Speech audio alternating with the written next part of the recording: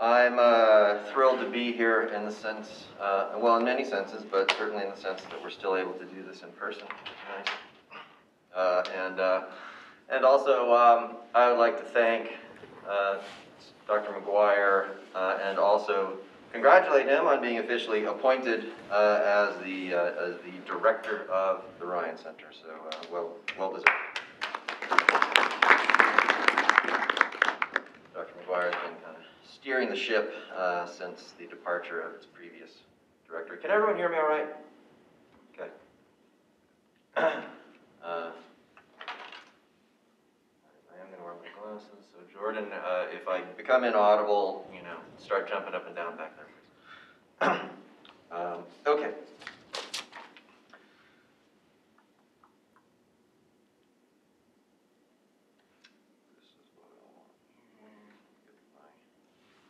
Timer rolling so I know how long I'm taxing your attention here. So a few years ago, the Dean of Arts and Sciences, Dean Lyndon Meyer now, every year has a big meeting with faculty to, you know, announce like people who won awards and accomplishments of the college and so on. And a few years ago, I attended that meeting with faculty in which she was talking about some of the results of a campus climate survey. And one of the concerns that she took note of in that survey was a concern in the university community for protecting political diversity on campus. And she said she intended to add that to the list of the topics for the College Diversity Committee to consider. And sometime after that, a statement appeared on the Villanova Provost's website under its rationale for diversity programming events. And that statement says, among other things, institutions of higher education must take the lead in creating programming geared towards learning, understanding, and the acceptance of personal, ideological, and cultural differences. And presumably in this statement, ideological differences are meant to describe political differences. And that's a very common equivalence. To take another related instance, in a 2019 article in the Yale News, which is published by the Yale University's Office of Communications, the headline reads, "Faculty Call for Ideological Diversity." But the word ideological or ideology never appear anywhere in the article, even though they extensively quote the faculty that presumably are calling for this. One faculty member, a professor of history, who's also Hispanic, remarks, quote, "There's definitely no diversity here when it comes to politics. The liberal point of view is taken to be objective, not an opinion, not a set of beliefs." I'm happy to say that Villanova as a campus is not so one-sided as that. And the fact that we're taking it on as an explicit concern is encouraging. But my question, the question that I want to pose to you is, are political differences synonymous with ideological differences? Are these the same thing? What makes equating them seem so natural to some people, maybe even to most people?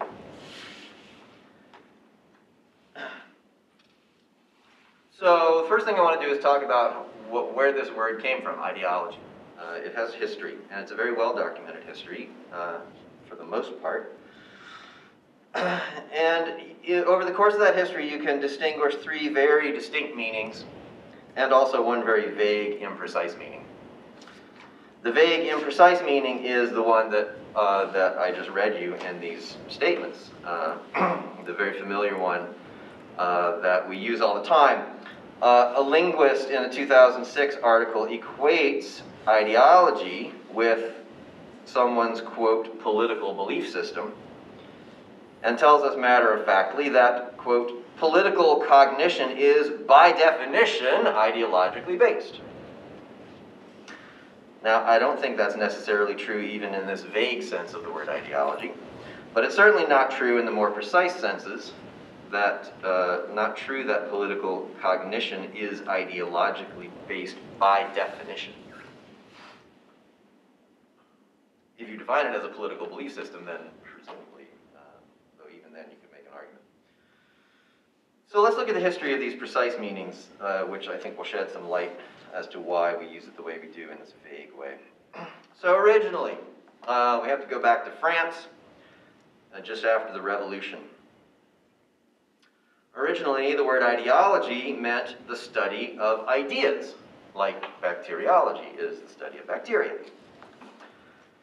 It was coined in 1796 on a specific occasion by a man named Antoine de Tracy. Tracy was giving a lecture at the National Institute of France, which is sort of the public intellectual venue for French intellectuals in the revolutionary, post-revolutionary period.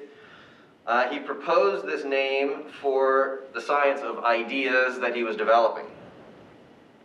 So more specifically, in its original use, it referred to what we would call an empiricist account of human ideas that has its roots in Bacon and Hobbes and Locke, and in France had been adopted and developed by a man named Condillac in the previous generation.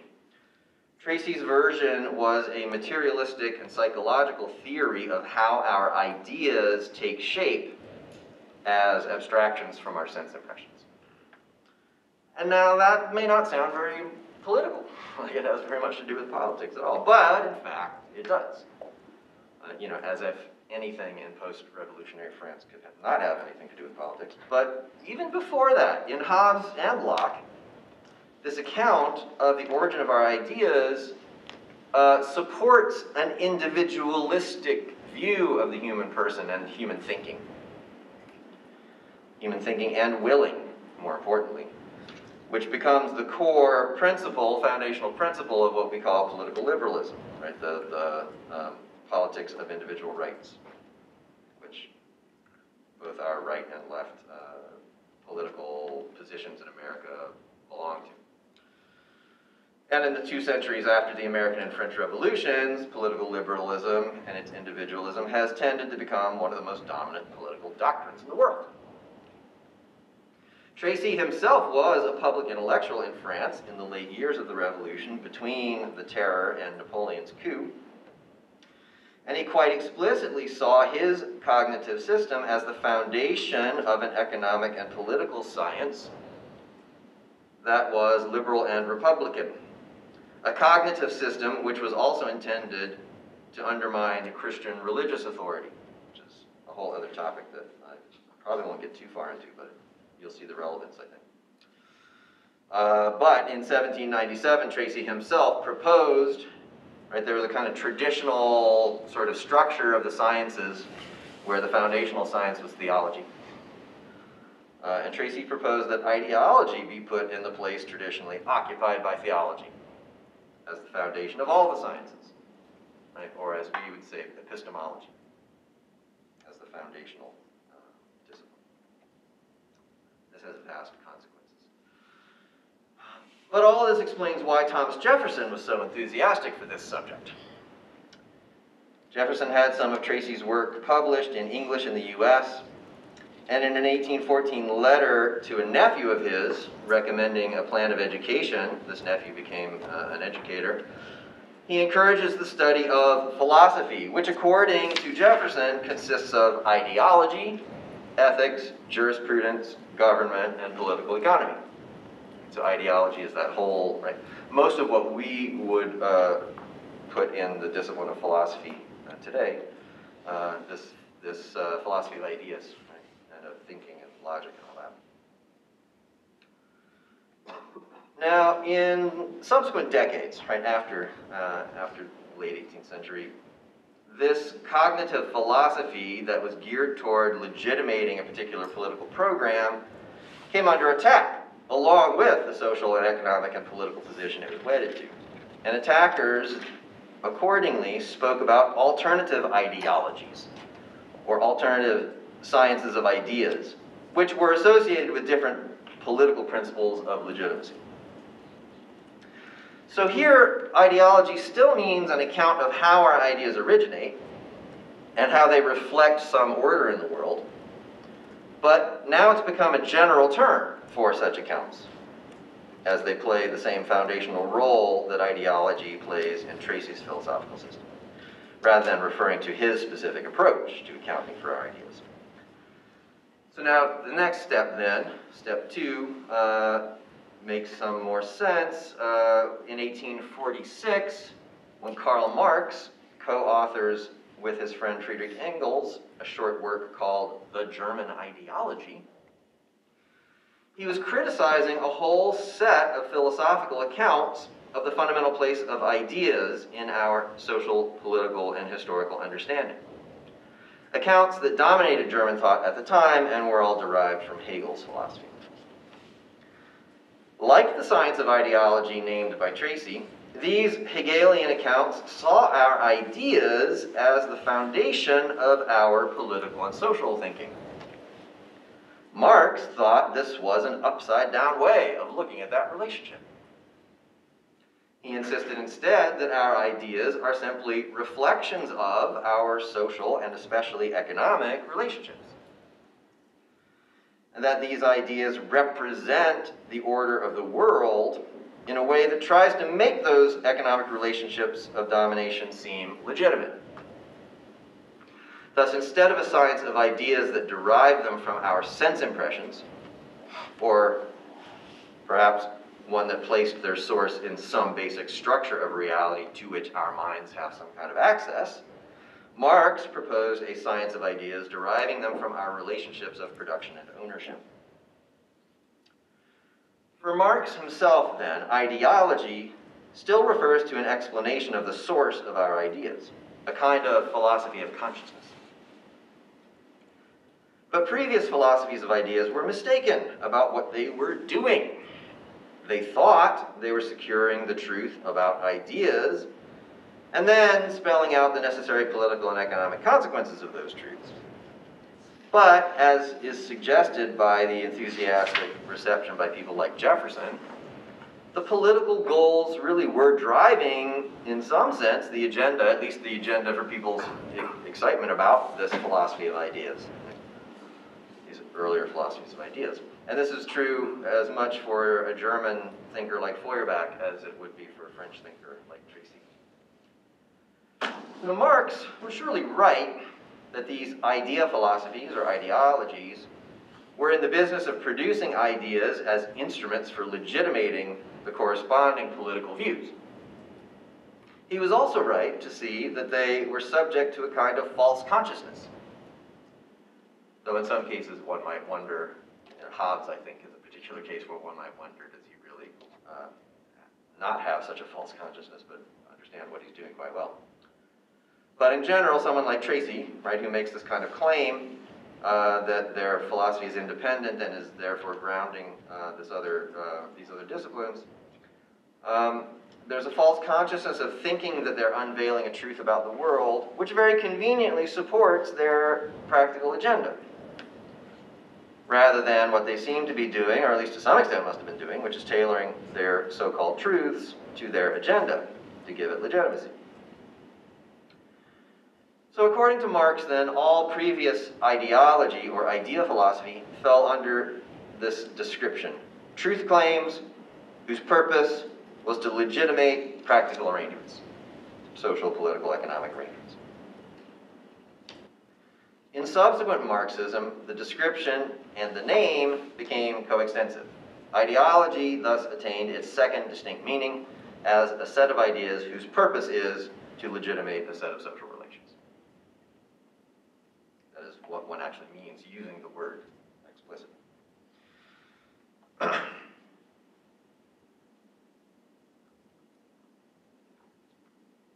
But I think one can make a very strong case, and this case is made within Marxism itself, that Marx was wrong in thinking that these ideas were nothing but the echo in our consciousness of a set of economic relations that entirely determined those ideas. So that, as Marx saw it, the only real ground of conflict was on the economic level of controlling the means of production or being subjected to having to work for others. This is why Antonio Gramsci is important for the subsequent transformation of Marxist thought, and especially for its legacy after the collapse of Soviet communism. Gramsci recognized that the battle of ideas, legitimating different social agendas, was itself a site of real conflict with real effects, determining what he called cultural hegemony, and thus serving as a real source of social power. The ideas themselves, according to Gramsci, still did not refer to any kind of independent reality, but neither were they simply byproducts of relations of production and ownership. They were effective weapons in the struggle for social and political power. It's this Gramscian sense of the word ideology, meaning a set of ideas justifying a power agenda and helping it to obtain cultural sway through dominating the minds of those who can be brought to accept it, that often we're implicitly accepting this meaning, this sense, this implication of what ideology is when we use the word in the vague way that we use it. This is one reason why, especially in America, we can use the phrases ideological conflict and culture wars to describe pretty much the same factional clashes playing out in our politics and in our cultural institutions like universities and news media. Or perhaps it's more accurate to say that we are using the word in a vague way that doesn't specify whether ideas drive politics or whether political interests and agendas drive ideas. When coverage of the current Supreme Court nomination frames the issue in terms of the ideological balance of the court, are journalists suggesting that Amy Coney Barrett, like everyone else, should be assumed to pursue a legal agenda driven by her ideas, beliefs, and values? Or are they rather implying that her ideas, beliefs, and values are merely the product of a political agenda that one ought to assume she has as a result of her socioeconomic identity or whatever other sort of concrete identity formation shapes her into who she is and what she cares about? Perhaps the term being unclear and being able to imply either of these views leaves us open to confusion and possibly to manipulation as well. Possibilities very much worth considering. So these are the first two distinct meanings. There's a third distinct meaning, which, like Gramsci's version, developed during the middle of the 20th century mainly, as movements like Nazism, fascism, and Soviet communism were becoming powerful political forces. Before describing this third meaning, it's worth considering for a moment how Gramsci arrived at his correction of the Marxist understanding. Gramsci was an Italian communist during the rise of Mussolini. When the fascist government threw him in prison, it gave him lots of time to wonder about why the working classes supported fascism rather than communism, as they ought to, according to the expectations set up by the Marxist theory of history. In considering how fascism accomplished this goal, Gramsci recognized a very effective dissemination of a sense of cultural identity based on certain symbols and principles and associations drawn from Italy's past. Kind of the cultural hegemony, as he described it. For example, the fasces, right, bundles of rods, usually with an axe in the middle of it. The fasces, from which the movement took its name, were a symbol of the political authority of elected leaders in the intensely patriotic ancient Roman Republic.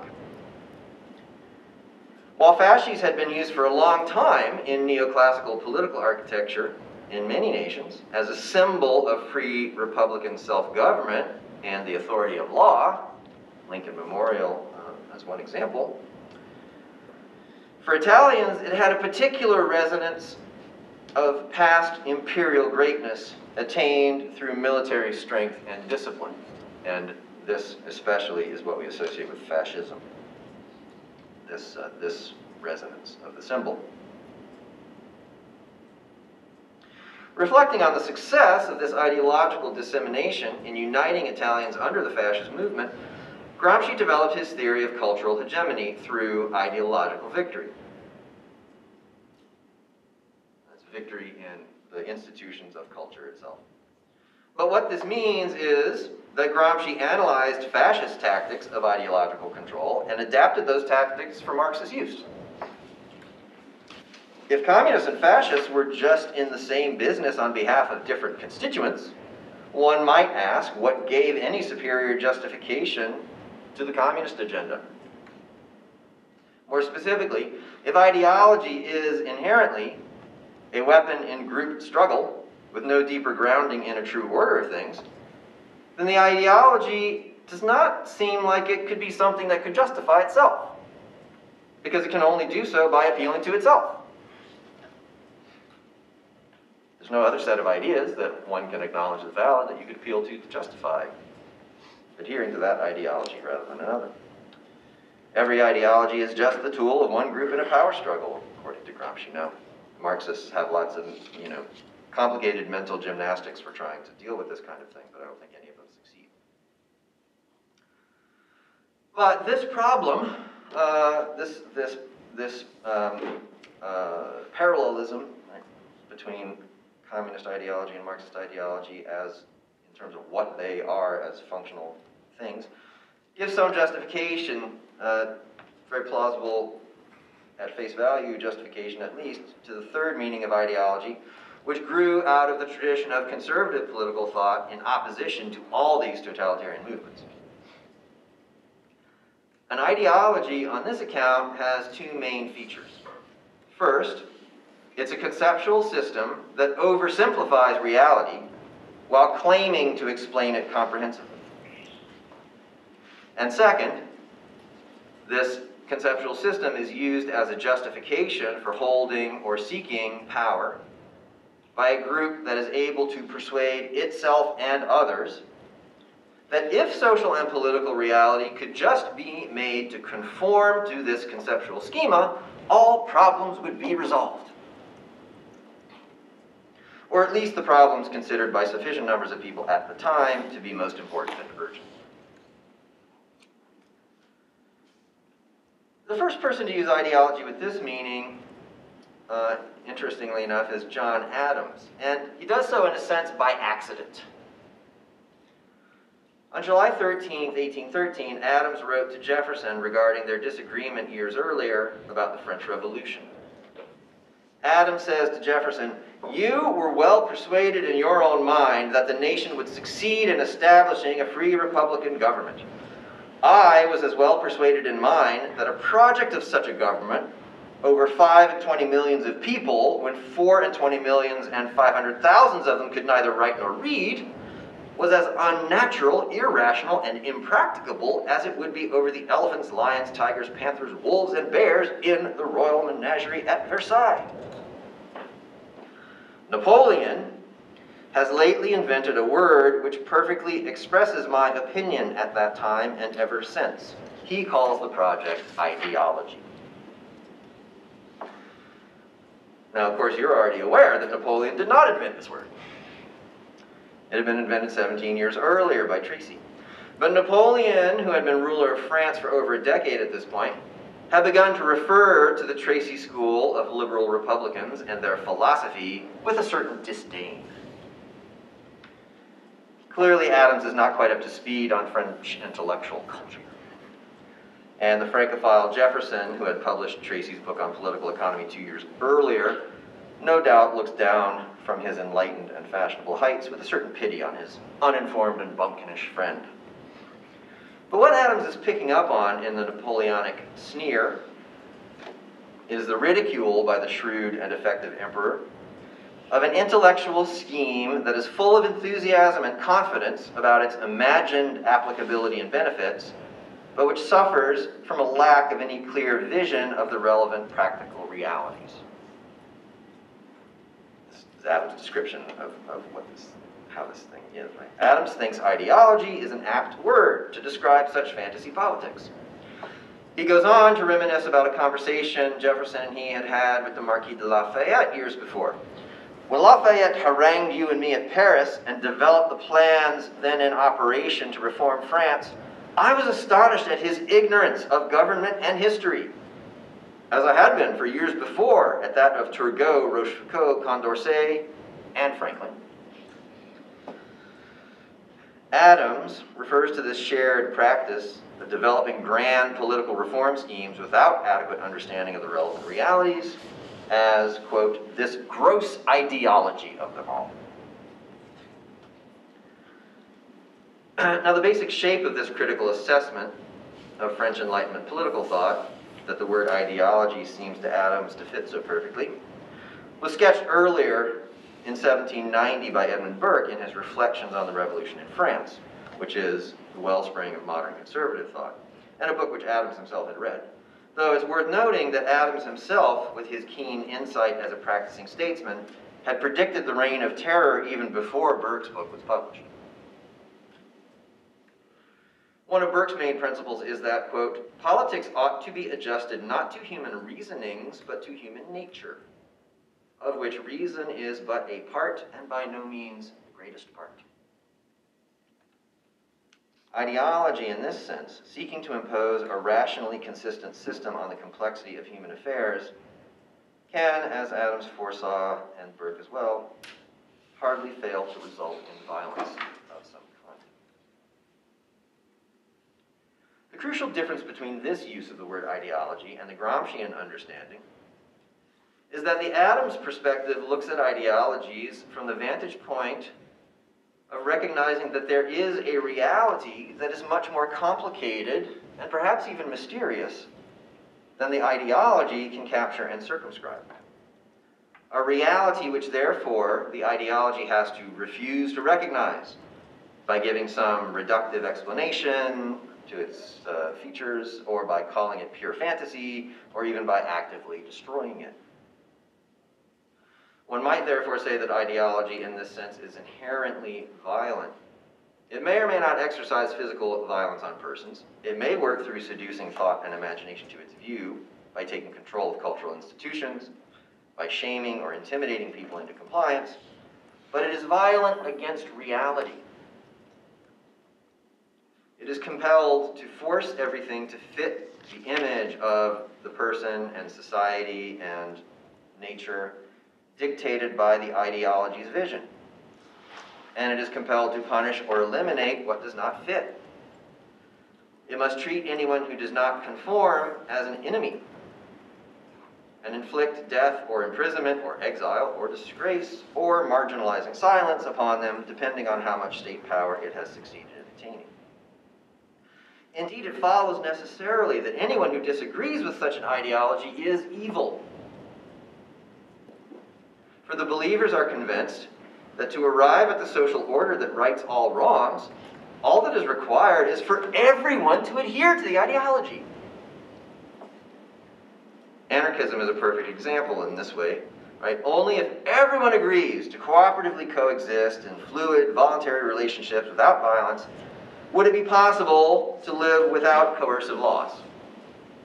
And so anyone who refuses to sign on to the ideology and work on its behalf is directly responsible for preventing the attainment of the perfect society, and is therefore evil. This gives the holders of a view of human relations, like anarchism of this sort, based entirely on peaceful and voluntary consent, a justification for blowing up those who exercise political authority and thus sustain the system of coercion that stands in the way of their utopia. Joseph Conrad has a good book, The Secret Agent, about this. A novel. It's a good read, and not long. The aptness of this word and concept is recognized by Adams in the wake of the French Revolution, when the phenomenon of ideology first explodes upon the stage of world politics, and it begins to be widely used in the mid-20th century when ideological regimes threaten the European states and when Joseph Stalin and Mao Zedong demonstrate that the communist ideology, at least, has some staying power in two of the greatest nations of the globe. All of this suggests, however, that ideology in this sense of the word is a distinctly modern phenomenon. And although it has its first clear manifestation in 1789, its roots can be traced further back. Its philosophy of ideas can be traced back to the nominalist thought that takes over the European universities in the 14th century. Its subordination of philosophy to political effectiveness is proposed at least as early as Machiavelli in the 15th century. And I think the thinker who makes the most compelling case for this is Thomas Hobbes. I was going to say more about that, but I think I'm going to leave that out in the interest of time. But what I want then to discuss is aspects. If ideology in this sense is a distinctly modern phenomenon, what are aspects of the pre-modern tradition, or what we call the pre-modern classical Christian tradition? What are the elements that are excluded, denied, that might give us a non-ideological way of thinking about politics, especially? The first element, I'm just going to highlight two of them. The first element is from the classical tradition, and it is the recognition that practical activity, and especially political practice, require the virtue of practical wisdom. Practical wisdom recognizes the complex multiplicity of goods or ends sought by different kinds of human beings, and recognizes the necessity of balances and trade-offs among these diverse ends, as well as the necessity for giving them a certain rank within the structure of a social and political order, a rank which sometimes has to be adapted to circumstances, for example, in time of war. Practical wisdom, as Adams suggests, requires a wealth of practical experience, a knowledge of political history and of the characters of exemplary statesmen and their virtues and dilemmas and choices, and a mind with the inclination and aptitude to reflect with caution and some humility on this complex wealth of knowledge of particulars. Ideology, by contrast, reduces practical reason to the confident application and implementation of formulas and concepts. And rather than respecting human variety, it seeks to produce a single human type suitable to the regime it aims to bring into being. It values ideological purity and conformity over the complexity of careful and considered judgment and debate about competing and sometimes incompatible goods. Practical reason works by recognizing analogies, ideological reasoning by deductive application. The second key element is from the biblical tradition, and it is the recognition of the world as a created order with its own reality and integrity. A reality and integrity that we do not invent, or construct, or decide for ourselves. And the belief that we violate to our own harm that integrity and that order, and therefore must learn to acknowledge and respect it, to bring ourselves in line with it in some existential way. As an order with the roots of its being and intelligibility in a creator surpassing our powers of comprehension, it must ultimately harbor deep down things, a wonder and mystery that will never be captured in the confines of our conceptual schemas. And as persons created with the capacity for fulfillment in personal communion with that creator, our free development toward the dignity of our possible fulfillment can't be subjected to any definition of what we should be that has been dictated by an earthly state or party to suit its purposes. In order for a sovereign state to do justice to the tension in the human being between what is subject to that sovereign state and what transcends it, that state must recognize the reasonable limits of the scope of its own authority over the human person. Ideological politics, on the other hand, since it must remake the human being to fulfill its social engineering project, must have final say on what and how a human being can and cannot be. And for this reason, all ideological politics will tend toward totalitarianism. So I'm going to skip this Hobbes bit and pursue it with me later if you want.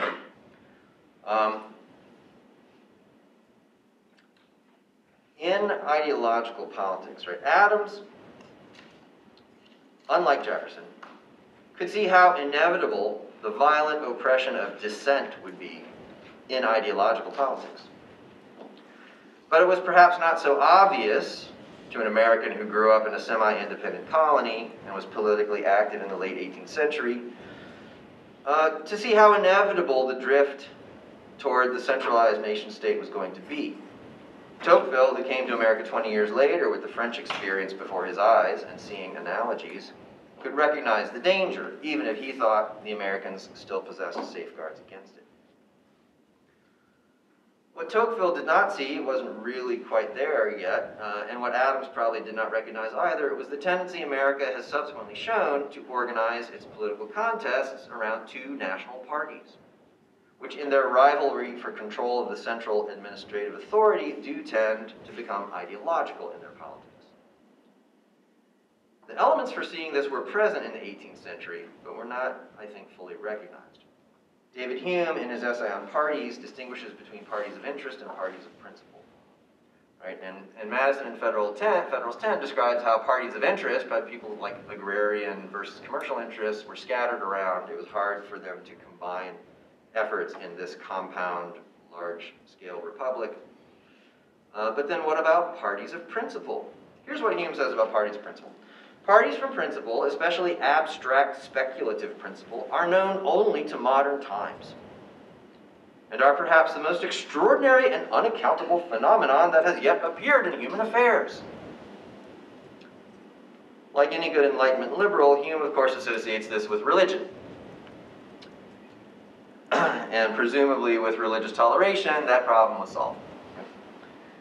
But scholars in the 20th century who studied Hume's own analysis of one instance of this kind of conflict, which is his account of the English Civil War in his History of England, which may be his best book, have noticed striking similarities between that account and subsequent ideological wars and revolutions like the French and Russian.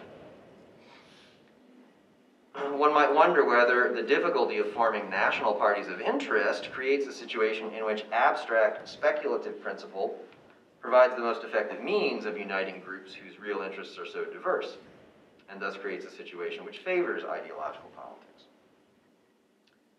So while I don't think it's always entirely inaccurate, for that reason I don't think it's always entirely inaccurate to talk about our political differences in terms of ideological differences, but I think the habit of doing so fails to recognize non-ideological aspects of political judgment and practice which still remain possible, even if the increasing domination of ideology in our politics makes it very difficult for them to be cultivated or to get any hearing. Now I want to look briefly at a third aspect, third problem with ideological politics. So I've talked about its sort of distortion of reality and its violent tendency. There's a third aspect which I would call depersonalization.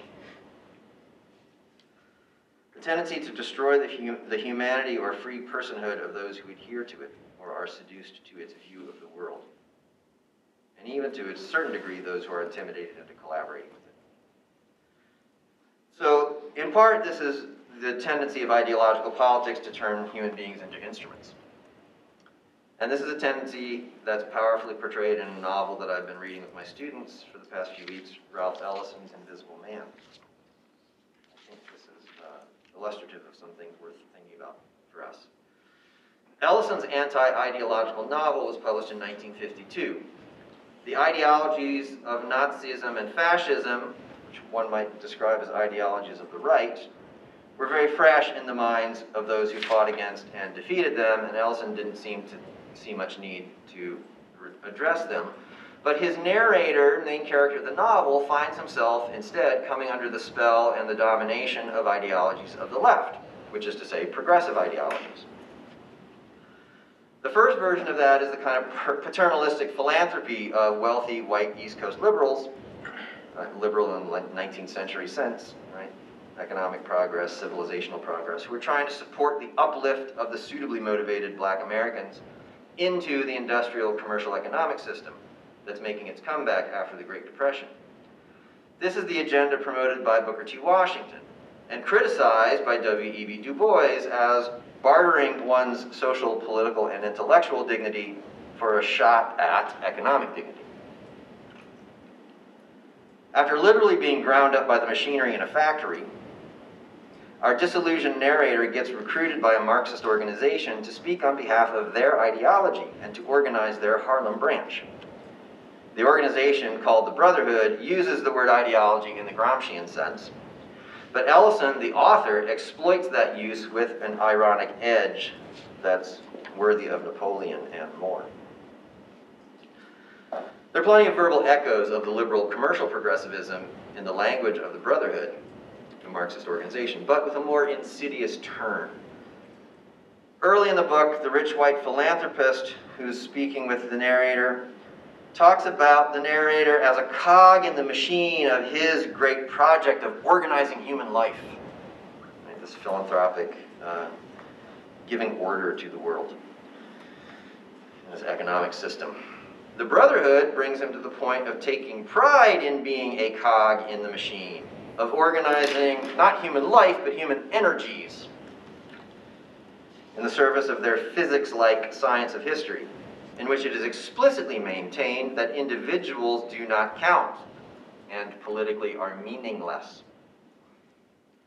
As the narrator learns much too late, this means, in both versions of progressive ideology, that the historical experiences of black Americans and their particular cultural ideals and personal aspirations and indignities do not really matter, except to the extent that they serve or can be made to serve the larger ideological agenda.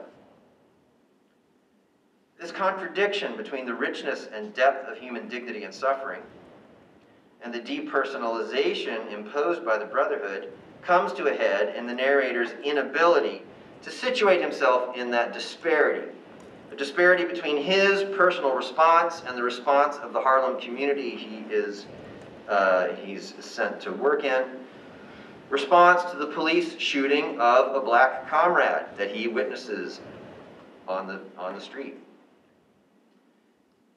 And the organization's insistence on judging the feelings of the black multitude in Harlem only in terms of whether they can or cannot be put to political use in the present moment. The ideology claims all right to interpret the meaning of the life and death of this unique person, in whose disappointment and death the organization itself has made the narrator complicit by compelling him to act under the domination of the ideology and discipline of the party.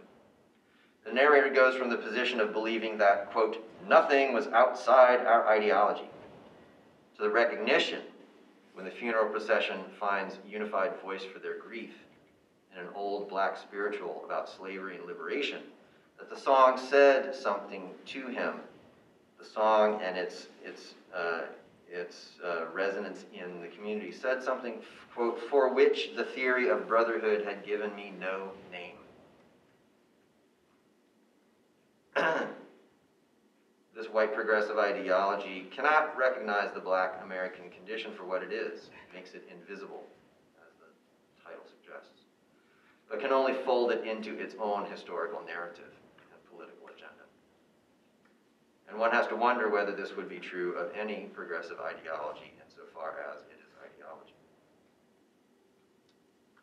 All right, a couple more minutes and I'll be done, but I want to sort of draw us in some ways to the present.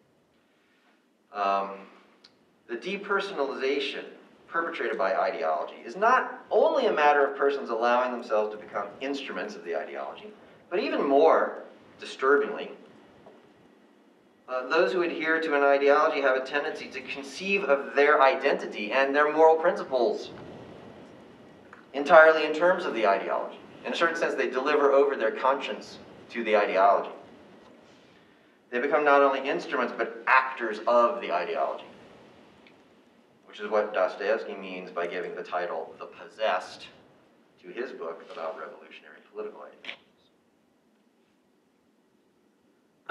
So I'm going to very briefly give you a couple contemporary examples illustrating some of the points I've made. And I think it's incumbent upon me to say at this point something about my own politics, because they're not ideological politics. But what does that mean? Well, in practical terms, what that means is, in the upcoming election, since I consider Donald Trump to be a sort of dangerous bad man who ought to be voted out of office, I'm going to vote for the Biden ticket. And when I have done so, that will bring my presidential voting record to 3 Democrat, 3 Republican, 2 abstentions, and 1 third-party vote. So I'm not a partisan or an ideologue in any way in American politics. I try to make good judgments about what's most needed in the country at any given time, and who can help supply that. So I thought it might be important to make that clear. So 2 things I just want to talk about very, very briefly then in contemporary politics. One is in terms of the black community often not being well served by the clash of political ideologies that can dominate our politics at times. And I have a specific example in mind that I've been thinking a lot about lately, which is on the question of school choice. There's a great sort of group of charter schools that started up in the Bronx, serving primarily black and Latino communities. Charter schools, of course, are free, right? But they're not run by the government, right? They're run by a group who's sort of entrepreneurial in that way, but not trying to make a lot of money off of it. But trying to provide something that the community needs, which is good education for their children in an atmosphere that expects a certain kind of moral discipline, right? Places some standards upon them that help them to stay on track with their education and succeed. And these schools have done really, really well. But the way people judge, right, there's a problem with charter schools, which is you need licenses, and the state decides how many licenses there are. Right? The demand for these schools is enormous in the black community. They had 200 positions for students and 4,600 applicants, and they decide totally randomly. Black families, black parents have protested against the NAACP leaderships, siding with the teachers' unions against school choice. And here we enter into the ideological politics problem, right? There's a kind of ideological commitment to public schools and teachers' unions on the left. There's a kind of ideological commitment among libertarians, particularly on the right, to school choice, freedom of choice in everything, and competition and all this, right? And so, and this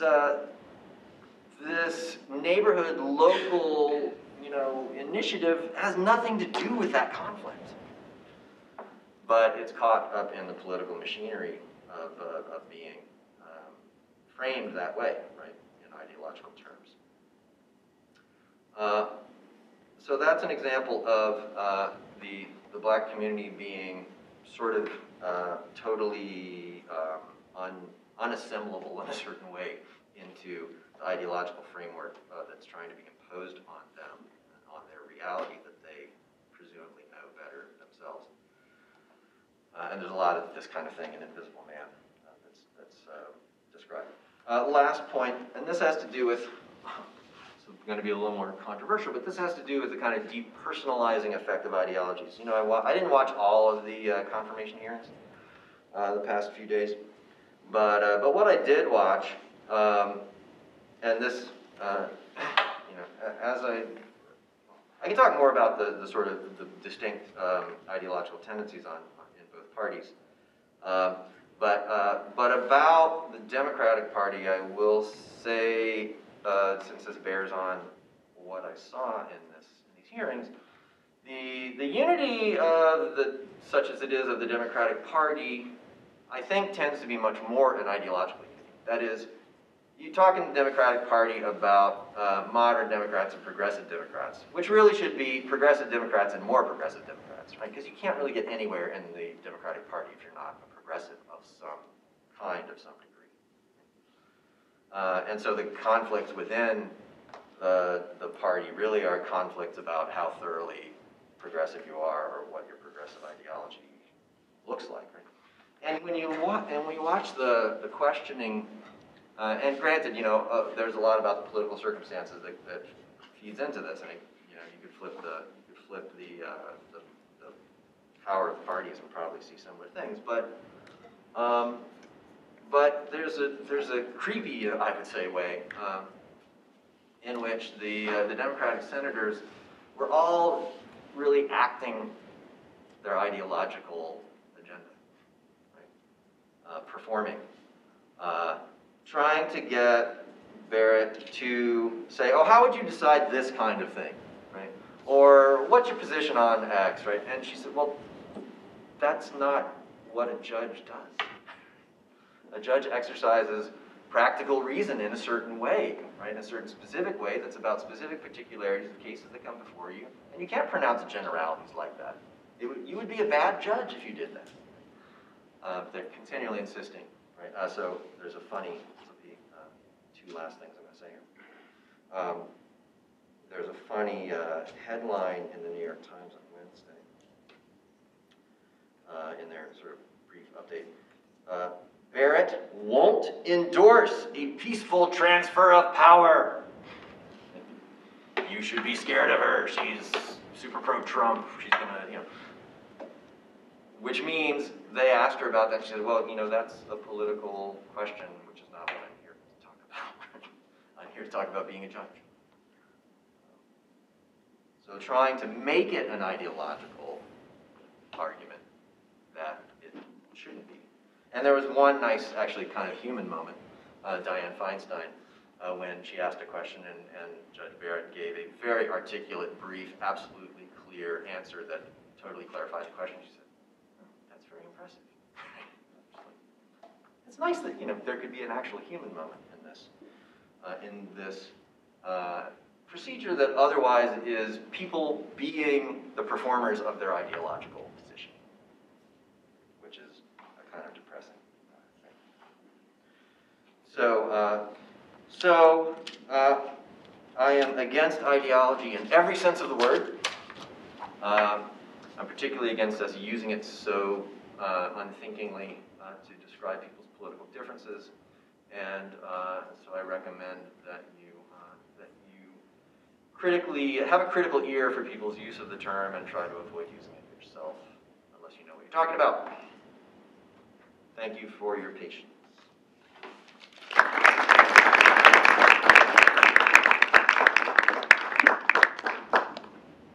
I'm sure Dr. Shiffman will be happy to entertain a few questions. I will be happy to entertain a few questions.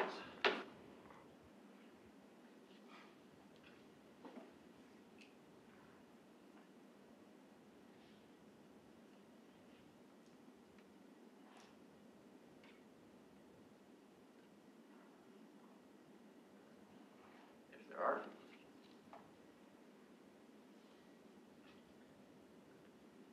Mark, thanks for the talk.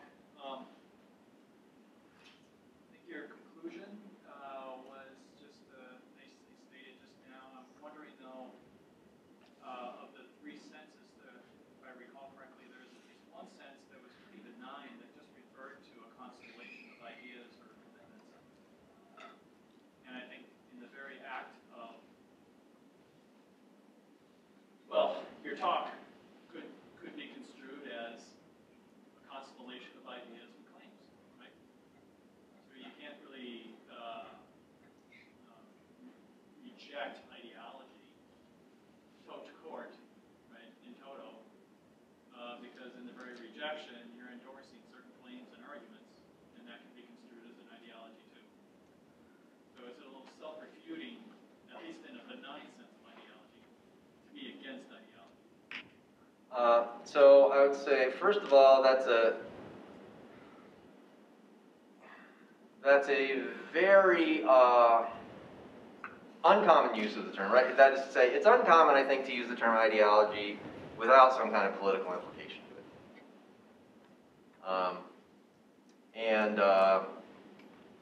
And there are certainly much better words for what that's describing than ideology.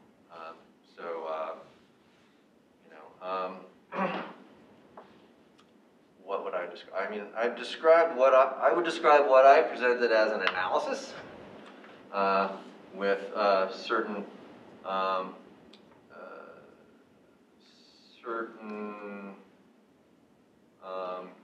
well, I left, in leaving out the part about Hobbes, I kind of also left out my part about why I think this third sense of ideology really captures everything else that the term is being applied to, right? And so in a certain sense, it's the most comprehensive and most properly interpretive term, properly interpretive because I think practical wisdom and judgment is a real thing, and I think that the created order is a real thing.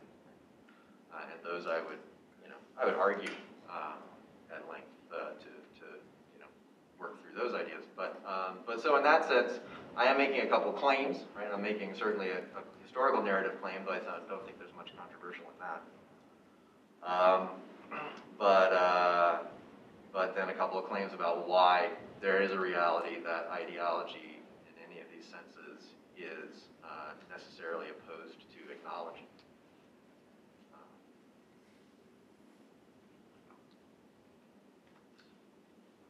Do you think there's a difference between the term ideology and the term worldview? Because I hear that those used interchangeably sometimes. And I wonder if you think there's a difference, if one should be used in a particular context and one shouldn't be. Yeah, I mean, I'm of the opinion that neither of them should ever be used, but worldview at least doesn't necessarily carry with it political implications, unless you're the kind of person who thinks that it's impossible to think anything that doesn't have political implications.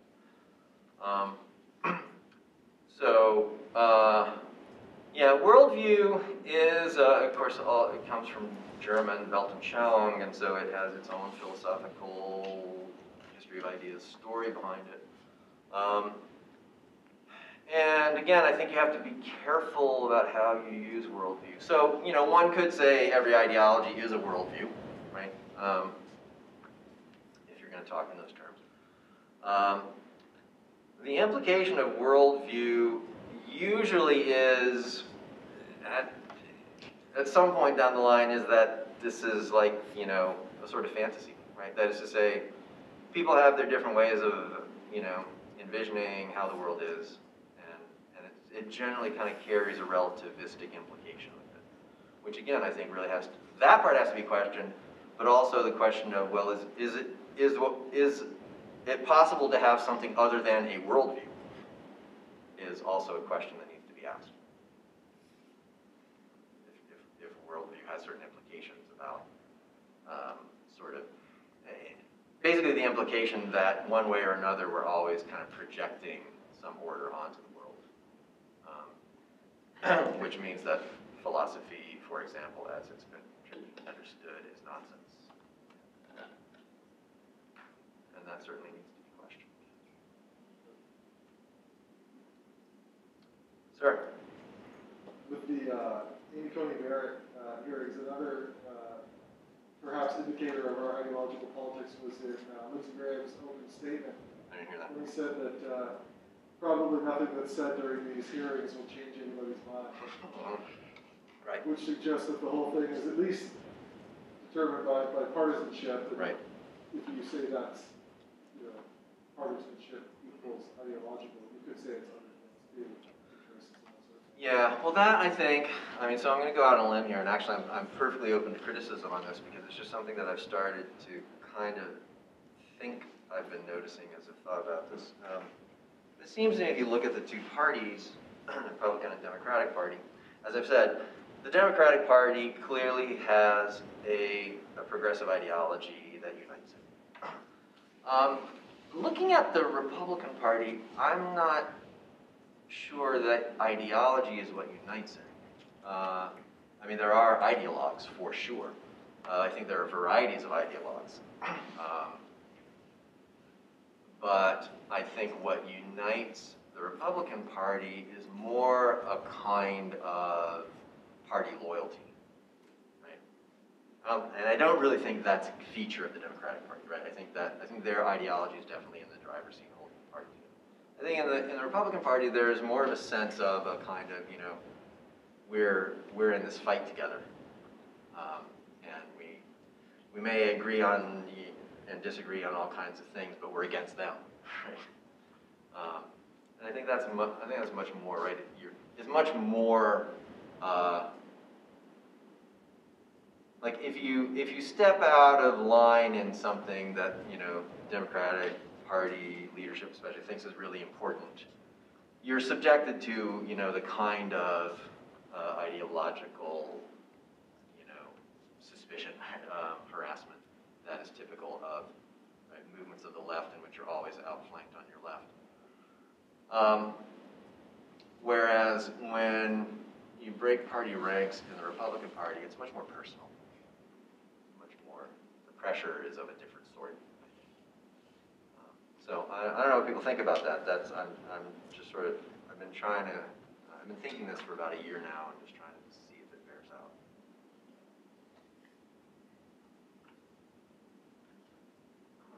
I'll ask you one more. Yes. So, let's see if I can put it like this. So there's these different conceptions of ideology, right? And one conception is, well, there's just a variety of political ideologies that one could subscribe to. And Right, so you do the little quiz and find where you go, where you belong on the grid. sure, right? yeah. So you're a socialist or an anarchist Right. or a conservative, and they're all any of the isms, right? Right. They're all ideologies that you can subscribe to.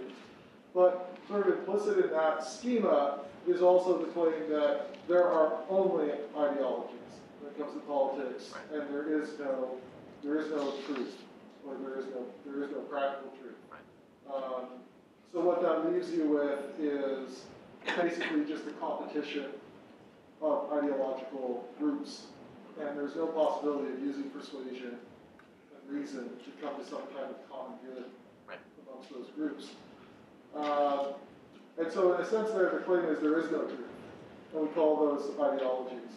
But then on the other hand, especially when you turn to this third conception, the sort of conservative critics of ideology, right, you could say that actually what they're saying is that ideologues claim to know too much truth, or they claim to know the truth too well. They have absolute certainty about what the ideal political system would look like, and they're willing to use violence to bring it about, and that sort of thing. Right? So it's interesting. I guess what I'm asking, on the one hand, you have ideology as pointing towards no truth. On the other hand, ideology pointing towards absolute truth. Yet the commonality between them both, you could say, is that the only resort ultimately is violence. Yeah. Because there's no capacity for reasoning together. Yes, no, I think that's right. I mean, it devolves into, you know, yeah, I mean, ultimately it devolves into ideas being instruments of power. But you know, as we know as readers of Plato, right, people generally are not consistent with themselves. And so it's quite possible to believe that, you know, everything is some kind of constructed power discourse and also be moralistic about other people's constructed power discourses, but somehow think that your moralism is justified by something. Yeah. And of course this is nonsense. So how do we, I guess my question is, how do we use the same word to refer to claims that there is no truth, or conception of things in which there is no truth, and for claims that there is an absolute truth?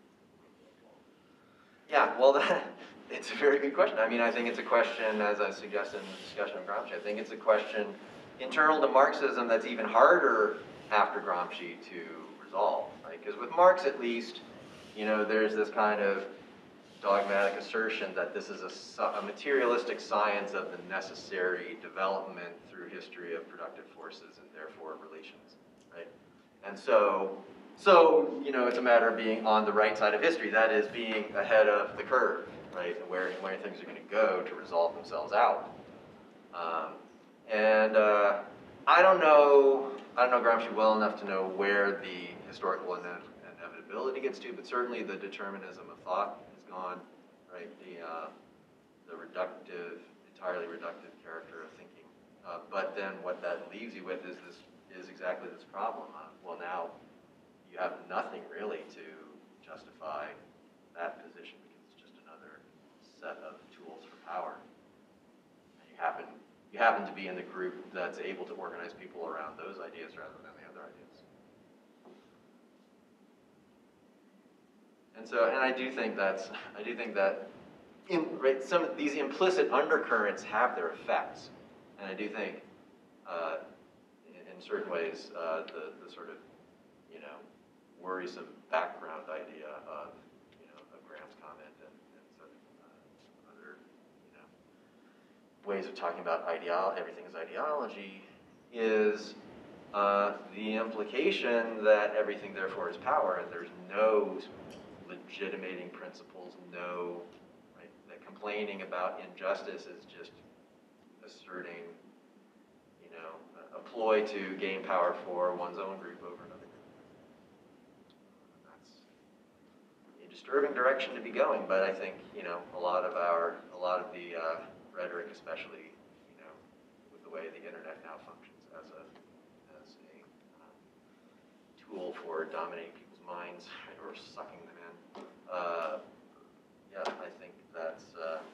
I think those implications are getting a little closer to being visible.